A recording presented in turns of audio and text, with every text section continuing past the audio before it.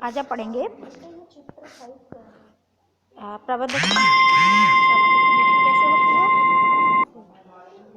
केवल एक ही व्यक्ति प्रबंधक का नियुक्त बन सकता है, यानी प्रबंधक के पद पर केवल व्यक्ति ही नियुक्त किया जा सकता है, कोई फर्म या सम्मिलित संस्था इस पे नियुक्त नहीं की जा सकती है।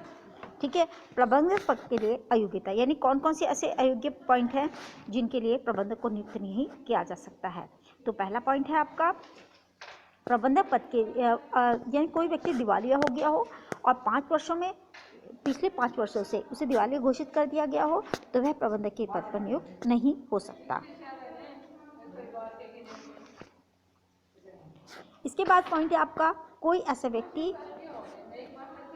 व्यक्ति जो 5 वर्ष में किसी भी न्यायालय द्वारा किसी नैतिक अपराध के लिए दोषी ठहराया गया हो, अर्थात किसी न्यायालय ने उसको 5 वर्ष के लिए दोषी करार दे दिया गया हो, वह व्यक्ति प्रबंधक के पद पर नियुक्त नहीं हो सकता।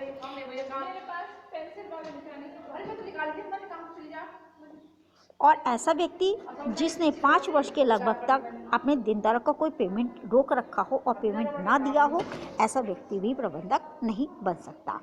ठीक है।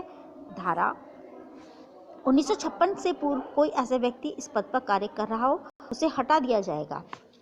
ठीक है। दूसरे केंद्रीय सरकार के अनुसार यदि वह अयोग्य है तो उसको नियुक्त नहीं किया जा सकता। अब हम देखेंगे प्रबंधक की नियुक्ति पर प्रतिबंध, यानी प्रतिबंध कौन कौन से हैं।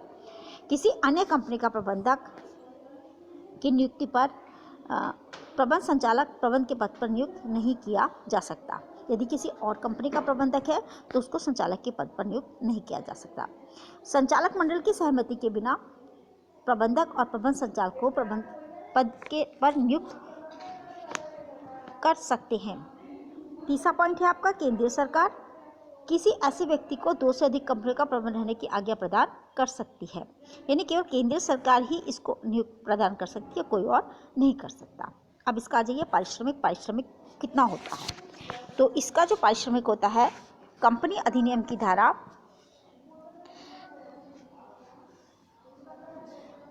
198 के अनुसार जो कंपनी का शुद्ध लाभ होता है उसका 5% इसको जो है पारिश्रमिक दिया जा सकता है। ठीक है।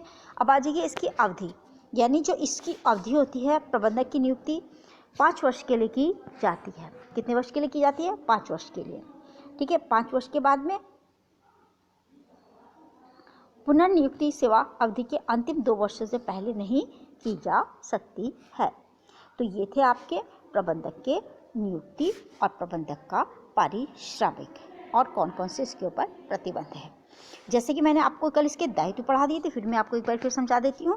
प्रबंध के अधिकार और दायित्व। प्रबंध के अधिकार हैं प्रबंध कंपनी के प्रबंध में, यानी संचालक और प्रबंध के बीच में जो समझौते हुए उसके अनुसार से उनको नियमों को पालना माना जाता है। दूसरा पॉइंट है संचालक मंडल कंपनी की नीति निर्धारण करने में उनसे सलाह लेते हैं, और जो निम्न स्तर के या मध्य स्तर के होते हैं उनकी नियुक्ति इन प्रबंधकों द्वारा की जा सकती है। ठीक है। और कंपनी के विभागीय अध्यक्ष अपने कार्यों के लिए मुख्य प्रबंधक के प्रति उत्तरदायित्व होते हैं। तो ये थे इसके अधिकार। ठीक है।